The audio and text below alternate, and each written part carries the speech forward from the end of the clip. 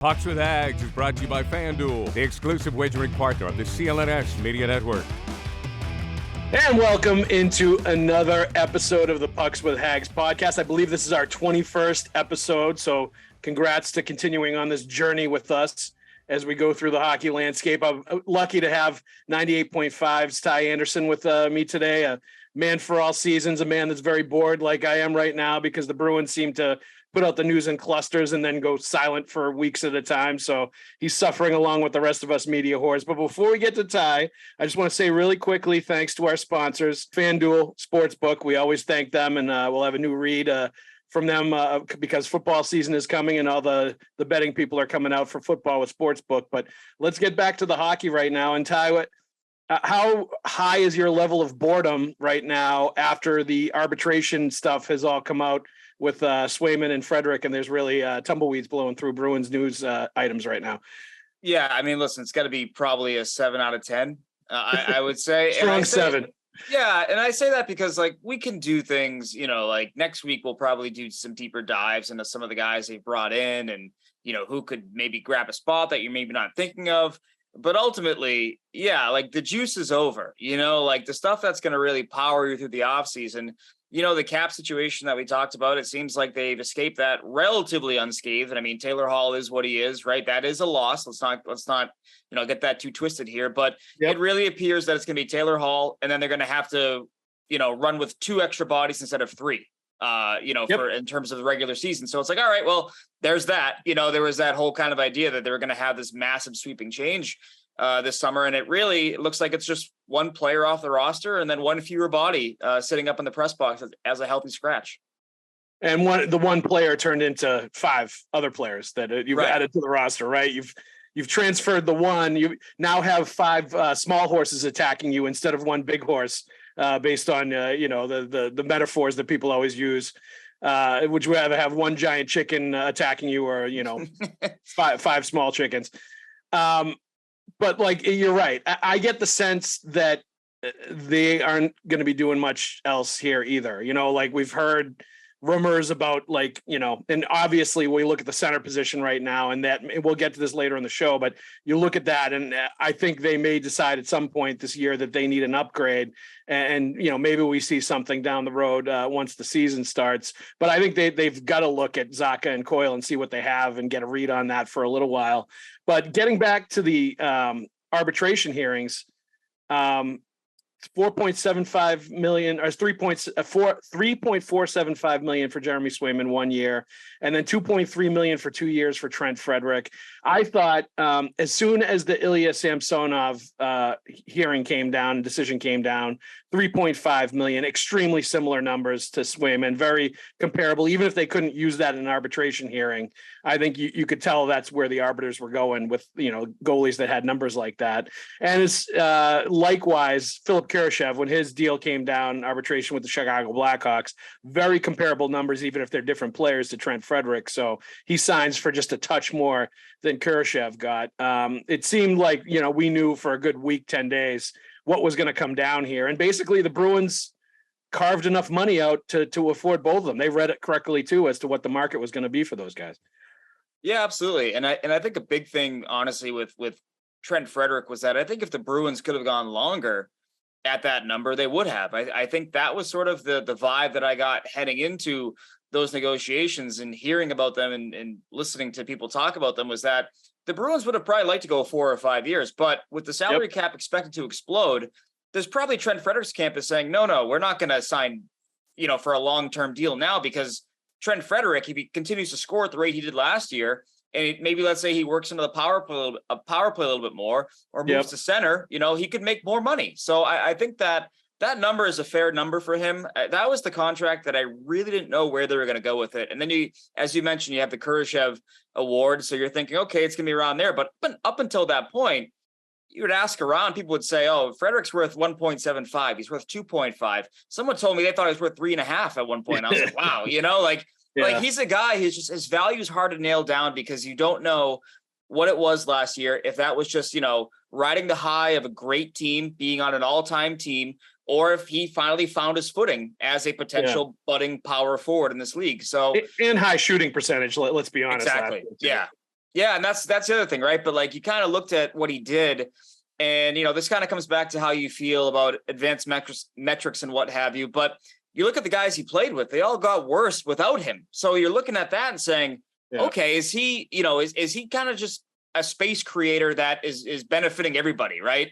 And those guys can be worth a lot of money, depending on the team. So 2.3, I like that. It's fair. It allows both sides to kind of figure out what they have here without that contract being an albatross. If a $2.3 million contract is an albatross, then you have much greater problems, I think. And so I think that's how you have to feel if you're a Bruins fan, seeing that contract, it's fair value. Now come seeing if he can do that again. And I kind of have my doubts there, but I think he will be worth about $2 million. Yeah. And I'm curious to see too, like what he's going to learn and what ways he will improve having Milan Lucic around for a year, a guy that I think he can learn a ton from. And a guy that he should be playing even more like that kind of player than he has to this point in his career. And if he wants to make a lot more money and stick around the Bruins for a long time, I think he continues to have to, sort of learn from a player like that and see how he does it and incorporate some of those things, maybe even a little bit more into his game. And maybe that allows him to unlock even more and improve even more. To your point about the longer term deal, like if they were going to buy out free agent UFA years from him, they were going to have to spend more money. It was going to be a higher AAV for sure if they were going to go into that territory, for 4 or 5. The price definitely goes up when you start buying out UFA years. So, I mean, I'm sure there was some hesitancy on the Bruins side to go much higher than that with their number 2, not knowing exactly what he's going to turn into, like having the questions that we have about, is this what he is? Is that the best we're ever going to see him this past year? Or is he starting to continue to develop into an even better player at, 24, 25 years old? My question is like, what kind of Kool-Aid were the Swayman representatives drinking when they put in $4.85 million as his number, which was way higher than what the Bruins put in? That's a pretty wide gap for arbitration. You don't see too many that are that like distantly apart between the two sides. Obviously he was looking for something close to what Ullmark is making, and maybe that was some of the thinking there, but like, read the tea leaves. You're not even close. If he got awarded that kind of number, that's the only scenario I think where they might have had to trade him or somebody else, because he would have put them in such a bad spot by winning that kind of an award that they would have had to make another move. Right. I was entering this saying that if you can get them for under $9 million, that's a win. Right. And I feel that way because of what they lack at the center position, right? That you're going to have to win games probably a little bit uglier, 3-2, 2-1. And if you have the best tandem in the league, and both guys who, in my opinion, have kind of proven that they need the other one to succeed over the course of 82 games. I don't think either goaltender is equipped to play 60 games. I just don't. I know that Swayman, they think, oh, he can do it. Well, it's nice to know it, right, before you have to figure it out, right? And so the Ullmark trade market, I'm not sure what you had heard on it, but I heard that it never really materialized. It needed, other moves to happen. And then it needed signing off, obviously, with this no trade clause, and that wasn't happening. So the goalie market trade wise didn't really open up at all. Like it was a lot of talk about this, like tons of goalies moving around, Connor Hellebuck, Linus Ullmark, like this, all kinds of movement, and it didn't end up happening. And part of the reason it doesn't happen more with goalies, especially, is because they just don't command as much value as other players around the league. There is the view of goaltenders around the NHL, I believe. Like there's the view of relief pitchers in Major League Baseball, that you can find a lot of guys to come in and do that job. And it's a matter of hitting on the right guy at the right time that pops and has a great year, has a couple of really good years. But there are a lot of people you could go out and put in that position that might do that, and then they can't sustain it too. Like they have a good year or two, you ride it out, and then all of a sudden, they're not able to sustain that. I love Linus Ullmark as a goalie. He showed me a ton last year, and I think he's a talented guy. But I don't know that I think I'm ever going to see him win the Vezina Trophy again, after the year that he had. And I certainly think at this point, we can make the determination definitely with Linus Ullmark, to your point, he's not a 60, 70 game in an NHL season guy. He's not that kind of workhorse that's going to be able to stay healthy, maintain what he's able to do performance-wise, and really carry your team. And he doesn't even look like he can be that guy in the playoffs, right? That can continue to perform every other day at an extremely high level as well. And you really got to factor that into like his value, how much you're paying him, like all that stuff. I'm still open-minded to Swayman turning into that kind of a guy. I think he may be able to. We'll see. And I think he deserves to get that chance at some point. So I was on the bandwagon of trading Ullmark if you could, but exactly what you're saying. I just don't think they were ever going to get any kind of value for him. And waiting until after July 1st, when it was a little easier to trade him, just like killed any chance of doing it as well. Yeah. And the other part of that too, I think that is worth noting is that, to your point, as we mentioned, comparing it to relief pitchers, it doesn't help the Bruins necessarily that 3 of the last 5 Stanley Cup winning goaltenders have been just, what you would say is a guy versus the guy. The Aiden Hills of the world. Right. Binnington, Kemper, Aiden Hill. Vasilevsky is the outlier now, and it's great if you have that guy. But if you don't, I mean, look at what teams are spending right now on goaltending. I mean, I think the Bruins can take a little bit of comfort in the fact that 3 of the teams ahead of them in goaltending spending right now are the Florida Panthers, the Tampa Bay Lightning. Well, granted, Vasilevsky's eating up like 95% of that, but you know what I mean. And then also Vegas, depending on what happens with Robin Lehner here, if he is able to come back, if he's able to play, now they have a $9.9 million tandem. So there's positives and negatives to be found within what the Bruins have in net right now. The greatest negative though is being that they didn't commit to the tandem in the playoffs. The tandem costs more money now, and you're not getting proper value for trading a member of that tandem right now in 2023 with the trade market being the way it is. So those are the negatives. The positive is that they are a very good tandem for 82 games. And when you don't have a first round pick and you don't have great centers right now or high end centers like Patrice Bergeron, they'll get you there. I'm confident that this tandem will get them to the playoffs, regardless of the other losses they've had, the changes they're going to make. That tandem is good enough to sneak them into the playoffs, in my opinion. Hey, everybody. Football season is just about to kick off, and what better place is there to go than FanDuel Sportsbook? Our friends at FanDuel Sportsbook, the exclusive wagering partner of the CLNS network. They give you the chance to win all season long while the football is getting carried around, thrown in the end zone, kicked through the uprights, and all the gambling people can come out, all the fantasy people can come out and let it roll. Right now, when you bet on a Super Bowl winner, you can get bonus bets every time they win during the regular season. Just pick any team to win the Super Bowl. That's right. Pick a team right now that you think is going to win the Super Bowl. Could it be the Patriots? Could it be Bill Belichick's swan song Super Bowl victory? Who knows? Maybe you throw some money at that. But right now, when you bet on a Super Bowl winner, you get bonus bets every time they win during the regular season. Just pick any team to win the Super Bowl, and you'll get bonus bets for every victory. You can use your bonus bets on spreads, on player props, over-unders, and so much more. So just visit FanDuel.com/Boston and start earning bonus bets with America's #1 sportsbook. That's FanDuel.com/Boston, and get going with the football wagers. You know you want to. Just go do it.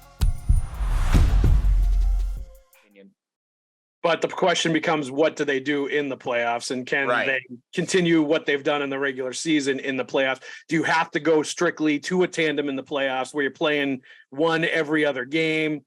Do you dare ever try to ride either one of them? And I once again, I feel like Swayman has not gotten the chance yet to start a bunch of playoff games in a row and sort of get the ball and say, here you go. Like, we're just going to run with you and you're our guy and we're going to see how good you can be. I think he deserves to have that chance before he's sort of shoehorned into these guys have to go back and forth every game and we're just going to do it like we do in the regular season in the playoffs. Whereas I think with Ullmark, I've kind of made that, I think we talked in the podcast a few episodes ago about Hampus Lindholm and still not being fully certain that the guy that we saw in the playoffs is the guy we're always going to see in the playoffs, and not saying that, he's not a playoff performer and making snap judgments on what we saw in that series against Florida and also him getting hurt the year before against Carolina. I'm a little more ready to make a snap judgment on Ullmark that I'm not sure he is your guy in the playoffs over a long period of time. And he's just not a guy that's going to be able to, play the entire run for 2 months for a playoff team. And he's going to need somebody like Swayman at the very least, and maybe even start the other guy to go, Swayman next time around in the playoffs and see what he can do, a few games in a row. But I've started to cement my take on Ullmark as a playoff goalie, and it's not the most complimentary take in the world. Yeah, I wish that we would get some clarity on what happened. I thought they were all being very weird about his injury, if there was an injury, how limited was he. It felt like everybody, the player, the coach, and the organization themselves, were all very guarded about the situation. Now, was that because they were going to try to trade him? I'm not sure, but now we're in August. I have to imagine he's going to be the goaltender, with Jeremy Swayman come September when camp opens. Yep. It would be nice to know exactly what happened and how limited he was, because, it's if he were playing through, let's just say like a high ankle sprain, or he had a partially torn groin or something. Now that Lindholm argument is almost a little bit open for Linus as well. That's true. That's true. It's just, I wish they were a bit more transparent about what exactly went wrong. And yeah, to your point about Swayman, I hate that they've started him when they're down 0-2 against Carolina. And throw him in game 7. I mean, come on, you got to put the kid in a good spot. And it's tough for me because I have to sit here and say, Jeremy Swayman's playoff numbers are not that great. He has a .901 save percentage. He has a losing record. However, he's never been put in a great spot, in my opinion. So that's obviously something that, listen, if they keep these guys together, like I said, I'm all about it. But when the playoffs come, you got to rotate them. I've seen it now. You got to rotate them. You have a good thing. Don't abandon it in games 1 and 2 if it serves you well for games 1 through 82. Yeah, and absolutely, I agree. And I think you do at least have to start the next playoff doing that, right? And be consistent with what you did and got you success during the regular season into the playoffs. And if things start to go wonky or sideways, then you can make adjustments once you get there. But I agree. I think one of the lessons learned from this past playoff was that they should, as much as they can, copy what was very successful during the regular season and do the exact same thing in the playoffs. The one thing I would say about Omar's injury is, the only sort of clarity we got was an almost eye-rolling comment from Don Sweeney about it not being as debilitating as whatever Patrice Bergeron was playing through. Right. So that was weird. That tells you that I'm not sure it's it was all that serious, or it was something that he was, setting Guinness Book records of toughness by playing through when he did in the playoffs. So that kind of, the reaction that Sweeney gave when he talked about that kind of answered that question for me as to, can we say that this was something that wasn't that much worse than anything else that anybody else was playing with. So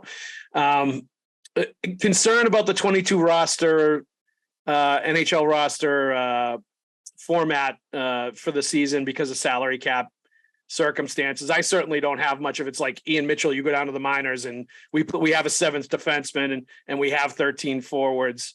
I think that's really all you need. And then, once injuries happen during the regular season, the salary cap may open up a little bit and you can, move some things around. But I really, for all the hue and cry about the salary cap and it going to be a major effect that was going to be a problem, signing Swayman, signing Frederic, doing whatever they had to do. If it really comes down to not having a full, complete 23-man roster by one player, I mean, that's pretty minor on the scale.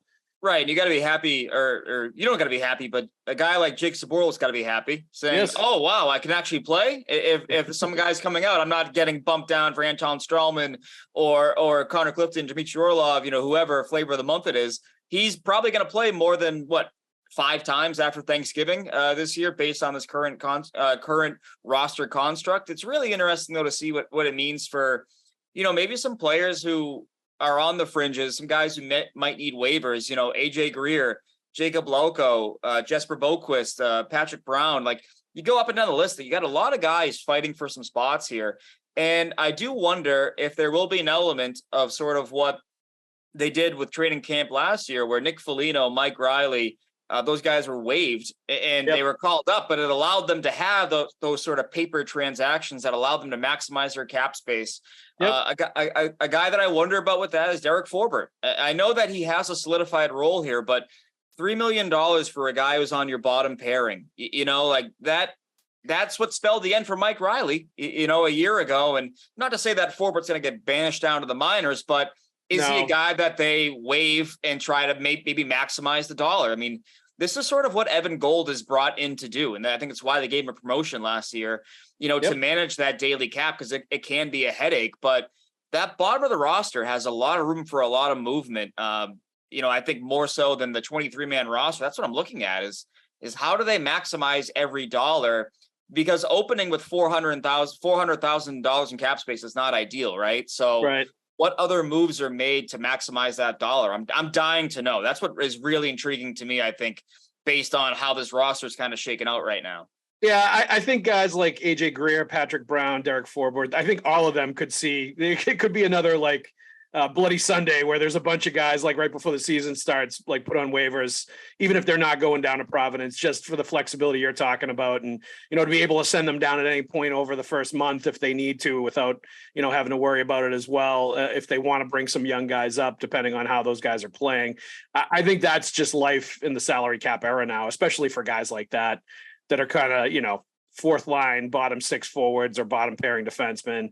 The one thing I would say about Forbort is, in comparison to Mike Riley, he's a much more valuable player than Mike Riley was, or as far as the role he plays, what he does, right. Like his job on the penalty kill. They when he gets hurt, they struggle on the penalty kill. They miss him in a big way. So he at least does something that I think would hurt them tangibly if he wasn't there. And I don't know that they have a lot of players in Providence that could come up and play that role and be a shot blocker, be a big body around the net, be a guy that's going to be effective on the penalty kill. And I think that in the end may save him more than it did for a guy like Riley, who was, an okay defenseman, decent puck mover, had some offensive skills, but at the end of the day was kind of just another guy, as far as defensemen go. But I agree with you. I think he's not valuable enough that he's not going to get put in a situation like that. And the question becomes, if he does get put on waivers, would a guy like that be taken? And I think maybe he would, because of some of the values and things that he brings to the table for another team that maybe does have a little cap space and could use a guy like that for $3 million. So that'll be an interesting one to watch, because they do sometimes put guys out there that may get claimed if they're not too careful. Yeah, and to your point, with Forbort, I know there's a group of Bruins fans that really dislike Derek Forbort. The numbers are ugly and they don't believe in that kind of defense. Let's be honest, it's the fancy stats people. They hate the stay-at-home defenseman, shot blocking, penalty killing defenseman. They don't seem to realize that you need those guys to win in the playoffs and win during the regular season, even if their stats aren't pretty, even if their Corsi's bad and they're not bringing much offense to the table. Listen, you need those guys. I'm a classic. I like analytics and I like what my eyes tell me. Yes. What my eyes tell me with Derek Forbort is that I would much rather him suffer the broken finger, the broken hand, versus Hampus Lindholm or Charlie McAvoy. Yes. And I think that's where the value is in that role. And I don't mean that like in a mean way. I don't want him to break his hand. I don't want him to break his fingers. But if a guy's going to do it, I'd rather it be him than someone you need to play 24 minutes a night. Ty, think about how sad his dog would be if he broke his finger. Come on. Hey, have a heart, will you? Take care of the dog every day. Don't got to get a dog sitter. He'll be home. So I get it. But yeah, I mean, I just, that's, this is, to your point, it's life in the salary cap era. I know guys don't like it, but if you can be a Nick Foligno over it, that's great, because he was like, I get it. He wasn't, everyone handles it differently, but that's something that I'm curious to know how they do this, because I can't see them going in and saying, 400,000 in space is good for us. Like, they're going to try to find a way to maximize that. It's just about how they do it. Yeah, they will. And they don't want to get a situation where they're so far backed into a corner salary cap wise during the season that like they have to like dress 11 forwards or 12, nightmare, 5 defensemen or whatever, or not be able to bring up a goalie if somebody gets hurt and you have to bring in the Zamboni driver, one of the Bull Gang crew, to be a goalie, or our buddy Keith Seguia would probably be our. I was going to say, as long as it's a home game, he's there. Yes. And shout out to Keith Seguia, right? Like, the guy was practice goalie for the Boston Bruins, has been one of the e-bugs that we always see up on the 9th floor hanging around, because they have them now every single game, ready to break glass for emergency, that guy can come down and jump on the ice and be the emergency goalie. And you got to give credit to any guy that took a Chara slap shot off the cup that broke his cup.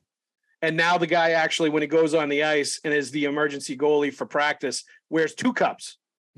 Like, and that was a tip he got from other pro goalies, that they all wear 2 cups now, just to extra protection, just in case. Man. But Chara famously broke his cup with a slap shot during practice, and then took the broken pieces, signed them, and put them in a box and gifted it back to Keith Seguia. So thank you very much, your e-bugness. But As much as I love the E-Bug story, and I think you and I would be salivating to write like that kind of a feature story on a player like that if it did happen for the Bruins, I don't want to see them get into a salary cap position where they have to use a guy like that. Right, exactly. And you heard those stories about Toronto and New York and Colorado all last year, teams that had addressed under 18 skaters. And that's just it's a bad precedent to set. You don't want to run yourself into that kind of corner there. It's a competitive disadvantage. You never want to give your team that. No way. Yeah, exactly. And then you basically, when you do that, you're watching an entire 60-minute game with bated breath saying, please, not another injury. Please, no one get hurt. Because then you're down to 4 defensemen or 9 forwards, whatever the case may be. So maintaining flexibility. And I think that's something that a lot of people, I don't think have kind of seen the full picture of. And no, I agree. When they talk about like Tyler Bertuzzi, you got to do that. Yeah, they could have, but then they would have had $32 in cap space to begin the year. That's not a sustainable model. And nor is trading guys and having to attach prospects and picks to it, picks that you already don't have, by the way, just to get in a roster that has 100,000 in cap space. You need to maintain flexibility. And I think the writing was on the wall. Even before we kind of knew about the cap penalties and how bad the market was going to be, Don Sweeney said, we are entering this summer prioritizing financial flexibility, however we can maintain it. So for them to go bargain bin hunting, it shouldn't surprise you. If you were paying attention in April and May, you saw this coming. You knew it was coming. Even at the trade deadline, when they went into the LTIR to add Bertuzzi, you should have known this was coming. So I think if it's August and you're still saying you hate the Bruins offseason, what do you want them to do? This is the hole that they dug themselves going all in. They didn't win it. Yes. This is the consequence, right? So that's the pain that's going to continue for Bruins fans on into the regular season, watching a team that they probably know is not going to win the cup. Even I think they're going to be a playoff team, but definitely not a cup contender as constituted right now, in my opinion, anyway. Even if I think they're going to be a playoff team. And that's the realization you're going to have watching this year is you basically cost this year too, based on last year going for it and not winning and flaming out in the first round. And it's going to continue that pain for Bruins fans into this season, which we all love to hear Bruins fans in pain and crying and whining on Twitter. And we're going to hear a lot of Don Sweeney, you suck. You shouldn't have done that last year on Twitter and social media this entire season. All right. One more quick thing before we get into the sort of meat of the 3 centers and how good the center position is for the Bruins. Murph, I think on Boston Hockey Now, had a source telling him that David Krejci is retired or is going to retire officially, except for maybe playing in the World Championships for Czechia next, late spring, early summer. Not surprised. I would have been very surprised if he, played with Boston or anybody else at the beginning of this year. I'd be very surprised if he's going to do anything over the course of a full season anymore, because last year his family, his kids and wife were in South Carolina and he was in Boston and didn't see them for long stretches at a time. So not surprising at all. And, sort of if it closes the book on his career with the Boston Bruins, just how do you view it aside with the Patrice Bergeron retirement announcement that we got a couple weeks ago? Yeah, I mean, it's a guy who I think was at times underrated and overrated at the same time. And when I say overrated, I mean in terms of perhaps the expectations that people put on him. He was never going to be a 100-point guy if you watched him. He just wasn't that kind of guy. And when he had that salary, people were like, he should be this guy. It's he's not that guy. He makes his line mates better. His line mates make him better. He was never going to be the focal point of a franchise. So I hated that. People would kind of say to him or not to him, but in general, he's making $7.25 million. He's got to be this, and that. It's no, it's a sum of its parts kind of thing with David Krejci. It's how I always felt. Playoff assassin though. Back in 2011, 2013, I thought he was fantastic. You go back to 2012, when he's injured with the pane of glass bonks him in the head, they lose the series. He wasn't such a weird thing. It was so. That was such a weird thing. But a guy who I really enjoyed his candor. I enjoyed how direct and blunt he was. A little thing about him that I don't think people realize, and maybe I made this up, but it felt like if you wronged him on the ice, he hated you forever. It felt like he hated TJ Oshie because TJ Oshie concussed him back in 2010, and he just hated him for the rest of his career. He hated this guy. And I think he never liked Thomas Plekanec because of Plekanec and he was like the Czech darling, and Krejci's like, no, I am. Like, I'm the best Czech center. It felt like they had a little bit of a feud there. He's like, get out of here with your turtleneck plaquettes. So I liked him a lot. He's one of these guys, too, that I feel like when we're older, we're going to talk about what a great player he was. Kind of like how like the older generation talks to people like me. I don't know, like you might be in the tweener here, but like people tell me what a great player Wayne Cashman was, right? And what a great player Rick Middleton was, and how like I missed those boats. And I was like, yeah, I wasn't around for that. Like, I feel like Krejci might be our version of that, at 20 years from now, honestly.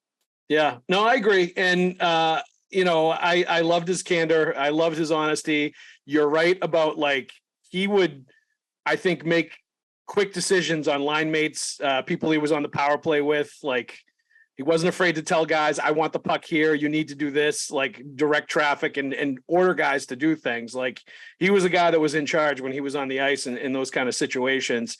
But I think when you look back at this era of Bruins greatness and this era of playoffs, division titles, a Stanley Cup title, all that stuff, at the end of the day, the team structure was at its simplest core. The foundation of this team was the two frontline centers on the roster that you built around. It was Patrice Bergeron and David Krejci being able to play in all situations, being able to play big minutes, being solid in their end, solid in the offensive zone, making their teammates around them better. They did it in very different ways, obviously. Krejci was more of a playmaker, a little more cerebral, but like, the sauce passes, the vision on the ice, like his shot got better, I thought, as he got older and more into his career, and he got a little more dangerous as a scoring threat the more it went on.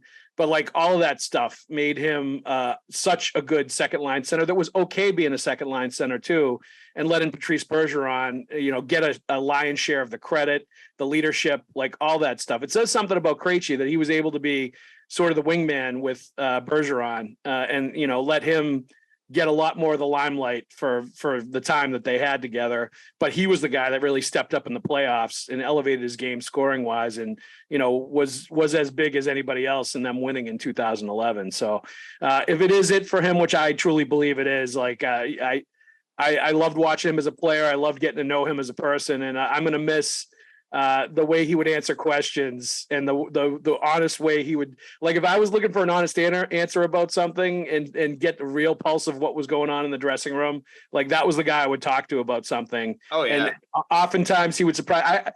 I remember one time he crushed Claude Julien. Like, he was mad at him for I think it was 2012. And I think it was when he, for a little while, I think he was on the third line that year, towards the end of the year.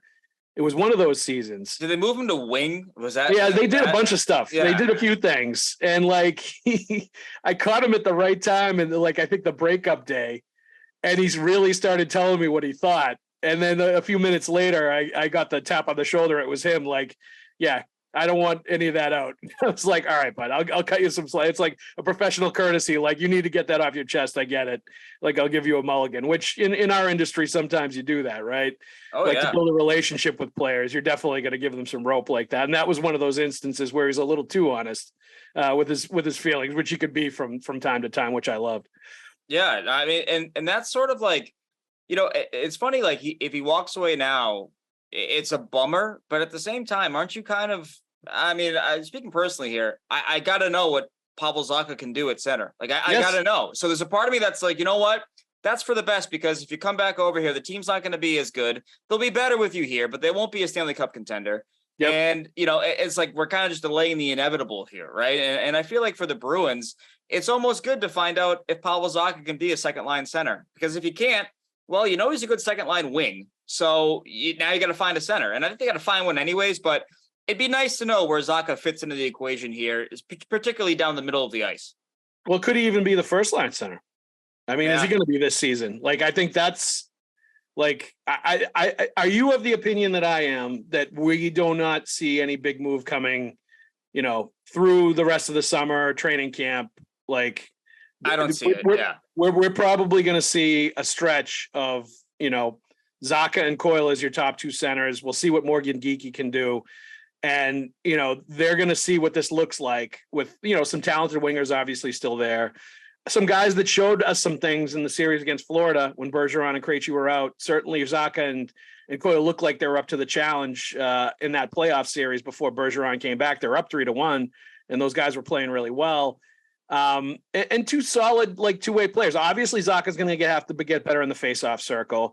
They're both going to have to prove that they can, really drive a line more than they have in the past. But they also have Marchand and Pasternak around, to help them and to generate the offense and to, do some center-like things at times to create. Absolutely. So, I'm willing to see what it's going to look like. And I think they're going to until at least a certain point in the season. And then maybe they have to diagnose it and say, we have to get something done. But the roster that we see right now is the roster we're going to see at the start of the year or something very close to it without any big moves coming. Yeah, I can't see a big move coming. I just don't see how they have the capital to pull that off right now. I don't see how they make it work from a salary cap standpoint. Yep. It really feels like they are entering this year with all these different avenues open. You look at all the veterans they have on expiring contracts. If it doesn't get off to a good start, there's a tangible benefit to them trying to recoup some of their assets they've lost, right? So I think right now, that's why I think there's not going to be anything major between now and the start of the season, as I think because they're going to look at it and say, we have all these doors open right now for us. Let's not close any until we absolutely have to.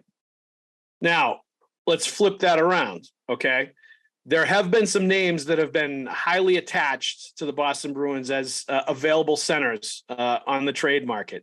If they really wanted to go that route, if they decided they were going to trade Jeremy Swayman, whatever, that there are certain players they might be able to go out and get either now or during the season. If things really go sideways at the center position, they feel like they have to make a move. The names you hear: Winnipeg, Mark Scheifele; Calgary, Elias Lindholm; Edmonton, Ryan Nugent-Hopkins. Your thoughts on all three of them and a preference or a guy that you think would make the most sense if they were going to go out and make a move, just based on who the player is, cap hit, what you would have to give up, et cetera, fit, all that stuff. Yeah. So Scheifele, Lindholm, and I'm sorry, the third one, Ryan Nugent-Hopkins. Of the three, very interested in Elias Lindholm. Not really into the other two. And I say that because I think Elias Lindholm, while a left shot, is the closest thing you can get to Patrice Bergeron on the open 100%. Market. That two-way guy who can play with high-end players. He can put up points. He can win some key faceoffs. He was a Selke finalist 2 years ago. Yep. A guy that I really like his game. I think that's where I would go if I could do it. If I'm the Bruins, that's where I'm looking at my cap space and saying, if he hits open market, we're throwing the bag at him. We're bringing him here. Scheifele, a little too old for me. He's 34 years old now, or he's approaching. Yep. He's approaching his mid 30s, and he's one-dimensional too. He's a very offensive guy. He puts up great offensive numbers. He's definitely dynamic offensively. There's no doubt about it.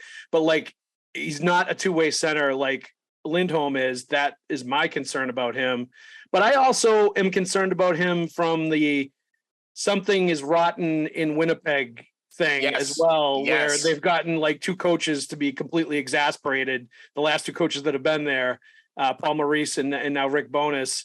And that I have to wonder how much Scheifele plays into that and is part of that problem of what's going on there. Yeah, and by the way, he's 30, but you'd be buying in basically on his Bacchus years, if you want to call them that, right? Which is not exactly. Why would you do that to that Mark Scheifele? What did Mark Scheifele do to you, Ty? Well, he kind of ruined his own locker room, so maybe he had to come. Now you're going to say it's the Matt Bolesky years next. He was what? He was 28, I think, when they did that. He was young. I mean, well, you have a soft spot for him because you guys like the same music, right? I mean, there is that. I just think that with Scheifele, to your point, he's one-dimensional. He's not. I'm confident that the Bruins can find an offensive center to play with David Pastrnak. They've done a great job of finding guys who can play with David Pastrnak. Eric Hall has succeeded with David Pastrnak. Pavel Zacha succeeded with David Pastrnak. So I'm even found a winger that can play with David Pastrnak. Tyler Bertuzzi was fantastic with David. Right. So I'm not worried about the offense. What I'm worried about is that two-way game. That's been a staple of their culture, a staple of their contention, I would say, in the last 20 years is being able to have that high-end two-way center. So that's why I love Elias Lindholm. That's why I would throw a big bag of money at him. it's the same reason why, if he got there, I would say throw a big bag of money at Alexei Barkov, but he didn't get to free agency. So that didn't happen, right? Like those guys, I have a soft spot for them. And it's probably because of Bergeron watching that excellence for as long as we did, it's like you see the value in those kind of centermen, right? So of the three, that's where I'm going. And it's by a wide margin, in my opinion. Yeah, I agree. And a couple of Winnipeg stations had me on over the last 7 to 10 days, whatever it was. And they were asking me, like, who do you think Boston would prefer, Scheifele or Lindholm? And I was basically saying the same thing that you're saying now, hands down, Lindholm, two-way center, facsimile of Bergeron, like the closest thing you could find to him of anybody that's going to be available out there. Offensively, defensively, 200-foot game. Like you hear, reasonably good things about him as a person too, and who he is besides being a player. So it seems like he fits a lot of the criteria. If you're just going to go out and reach somebody in another organization and decide this is the guy that we're going to kind of build around for the next 3-4 years. And the cap hit's really good right now too, right? It would be much easier to make the numbers work this season while you're in salary cap pain before you sign him to a new contract for next season and beyond. And threw that big bag of cash at him, you'd more likely be able to do it this year because of the lower cap number. But that also brings in Nugent Hopkins is a pretty good cap number too. What if you could theoretically trade Matt Grzelcyk to the Edmonton Oilers for Ryan Nugent Hopkins? Would you do something like that? I would do something like that. I mean, would Edmonton though? And I think that's kind of where it is, like, because I think you can build a package, but you have to sort of look at it once the package is being built of like, okay, now it's a 3-for-1. And is this what we really want to do? Like, are we losing enough? Do we have replacements in house to make up for that? Like, this is why it feels like a really big year for guys like Fabian Lysell, Mason Lohrei. Like, if they can take some big strides, now you don't look at Jake DeBrusk and say you have to pay him $6.5 million on his next contract because you got this kid who's ready to come up, right? Like, you have options. So there's just so many things that are in flux right now that I would do that trade. It's a matter of what is the plus coming from the Bruins point of view to make that kind of trade happen. Yep. I don't love Nugent Hopkins as like a franchise centerpiece. You know what I mean? No. Yeah. No. It would be more if you wanted to get back to like Coyle being your third line center. Right. Finding somebody, maybe if you decided if Zacha comes in, and I'll be honest with you, like obviously Zacha was like 45% on the faceoff circle, clearly needs to do work on faceoffs. He's got Chris Kelly around that's going to help him. He got to watch Patrice Bergeron and David Krejci last year. You would think he's going to be able to improve just based on that experience and also just continuing to practice at it. But like, there are so many things watching him all of last year that I really liked. Like, I thought he was a pretty good two-way player. I thought he was a very smart player.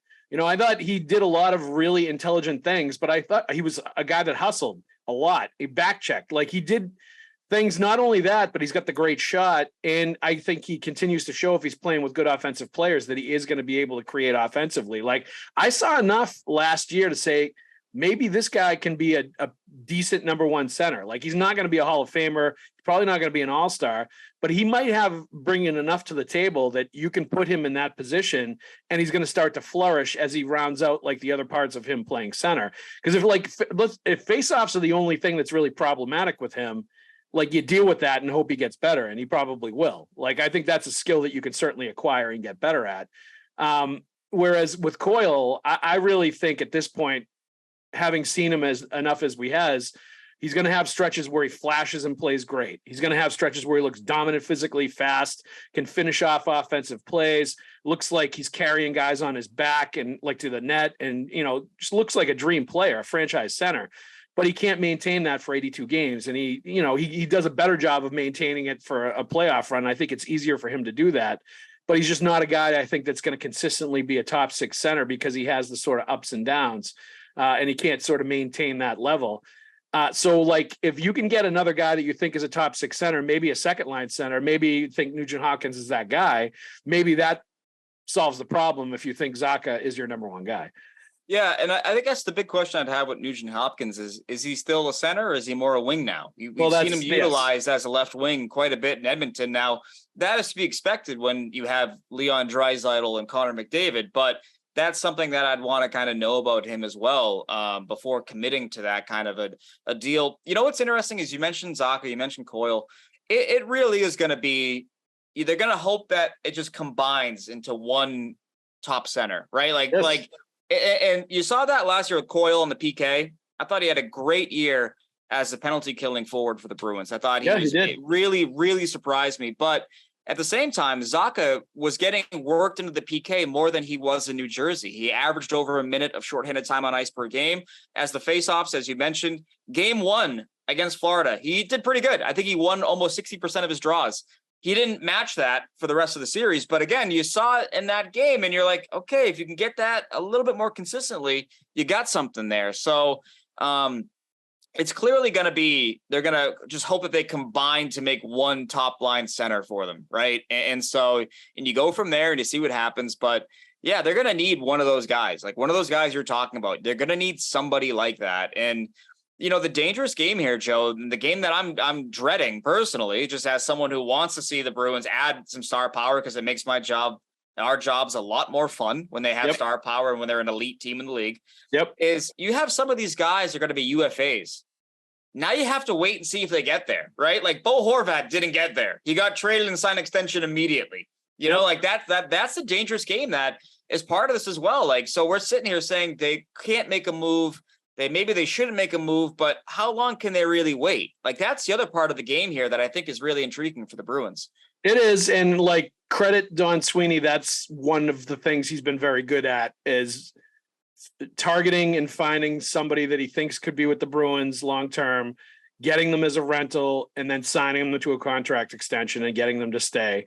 And that's kind of become something he's been very good at. It obviously didn't work out that way with Bertuzzi, but Hampus Lindholm, Taylor Hall, he's done it in the past where he found guys that he thought might be good fits for them over the long term, even though they're in the last years of their deals, and it's ended up working out. And I think they're capable of doing that again at the center position. If it's Elias Lindholm or whoever they've decided could be an answer there. You just hope one of those guys is available to acquire. That's what it comes down to, right? Is they've got to hope that Calgary just continues to, float in the background and have an old arena. Yes. It's like the Saddle Dome is the greatest thing working for the Bruins right now. And have a bunch of players that don't really want to be there, it seems like, too. Right. Like continue to hope that that's the case, and it's turning into like Buffalo West out there slowly but surely. And that somebody's going to be able to slide in and be that guy, because as we've talked about before, they don't have any prospects that you think are going to step in and be a top, certainly not a number 1 center, and maybe even a top 6 center. I like Poitras. I like what he did in development camp, but he's a 19-year-old kid that's still going back to juniors. Like we'll see on him. Like we thought Jack Studnicka was going to be fantastic a couple of years ago. And, we thought JFK was Bergeron 2.0, like Baca Carlson. That is a name I have not heard in a long time. Right. But that's what it is. Like you don't want to put the weight of the franchise on some of these kids when they haven't even started the pro game yet. I mean, but I think that, I think what's interesting here about this topic, and we're going to talk about this more and more as the year goes on, I'm sure, but I firmly believe that the future of Cam Neely and the future of Don Sweeney is dependent on getting this top high-end center. And so that's why I think that people are looking at this saying, oh, they have nothing. No. They're going to get something because their jobs depend on getting something. So It's just a matter of who it is and if it's the right fit. And so that's why I think this search is, we have our names right now. I'm curious how many more names are in there. How many more names are on their wall right now where they're saying, this guy could be this guy could be that. Like, there's a lot of big what Dmitry Orlov / Garnett Hathaway name is like rolling around in there that nobody has mentioned at all. There's definitely going to be a couple of those. There's no question about it. Ty, I would like to thank you for coming on with us, and note for the record that Victoria Von Doom, as soon as she jumped behind you, immediately turned her back to me and to the camera and wanted none of this Pucks with Haggs podcast. She was all set looking out the window. Yeah, she's currently at Castle Doom right now. She's looking over her land.